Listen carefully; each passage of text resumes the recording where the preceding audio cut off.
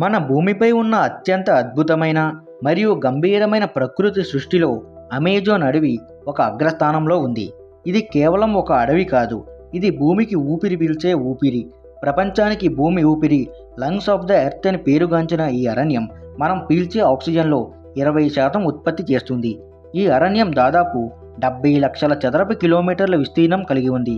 అంటే భారతదేశం కంటే 2.5 రెట్లు పెద్దది. ఇది 4 ఖండాలలోని 9 దేశాలకు వ్యాపించి ఉంది.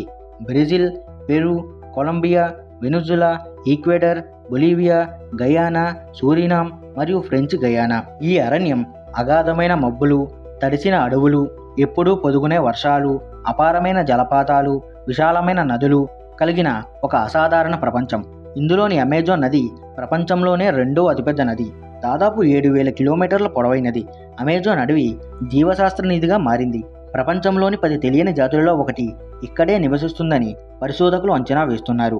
4,000కు పైగా వృక్ష జాతులు, 2.5 లక్షలకు పైగా కీటకాలు, 1,300కు పైగా పక్షి జాతులు, 400కు పైగా క్షీరదాలు, 500కు పైగా ఉభయచరాలు, మనిషికి తెలియని వేలాది జీవరాశులు.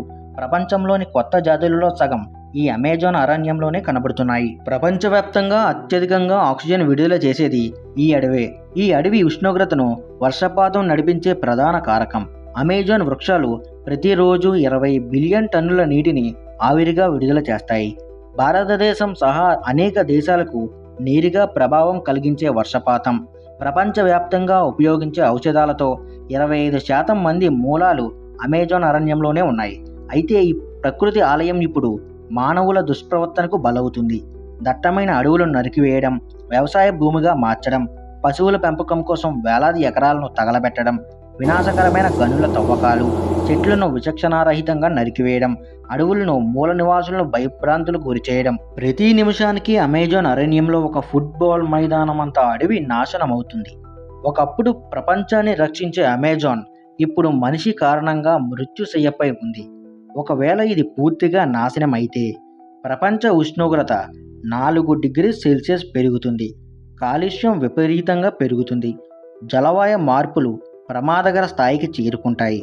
పశుపక్షాదులు, మనుషులు భవిష్యత్తు ప్రమాదంలో పడుతుంది. అమెజాన్ ఒక పురాతన దేవాలయం, ఒక ప్రకృతి కోట, ఒక జీవరాశుల స్వర్గం.